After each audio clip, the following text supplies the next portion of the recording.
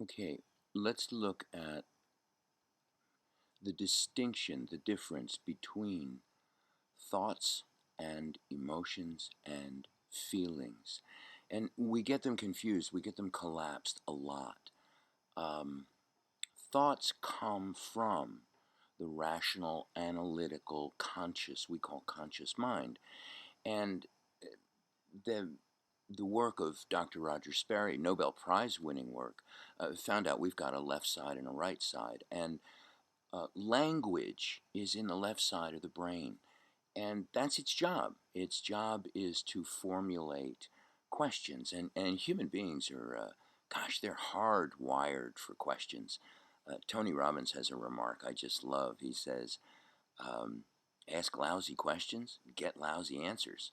Ask great questions, get great answers.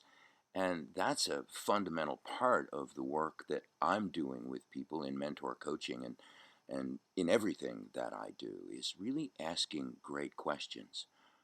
And that's part of what the rational analytical mind's job is to do. It asks questions. And I make a distinction between the head and the heart. And the rational analytical mind, excuse me, the rational analytical mind is the one asking the questions, and it's also the one interpreting the answers, because our heart, our inside, our intuition, our imagination, our instinct, it doesn't speak English, doesn't speak any language at all. It speaks in vibrations and patterns and energy and pictures and waves, things like that. And so it's tough sometimes because this rational, analytical, left brain part of us is the one doing the translation, and many times things get lost in translation. That's what emotions are all about. Um, Emotions are the mind's translation of a genuine and authentic feeling, but frequently things get, as I said, lost in translation. The translation can actually suck. It can be so bad. We have genuine feelings.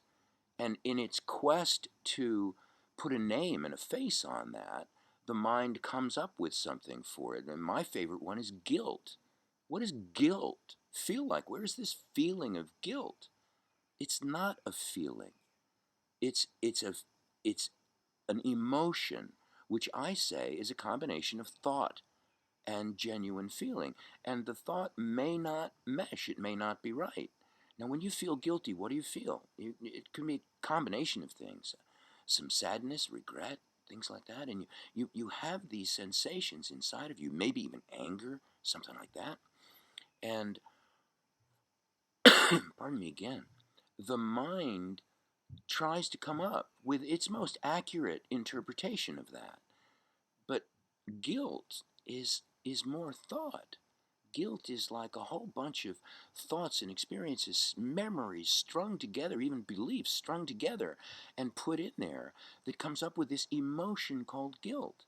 And really, there is a feeling, and our feelings rule. Um, my coach, mentor coach, Patricia Wright, is fond of saying to me, John, it's not an action journey, it's a feeling journey. And one of the biggest parts of our work and my work is to really distinguish between our thoughts and our emotions and our feelings, and to manage our thoughts and emotions.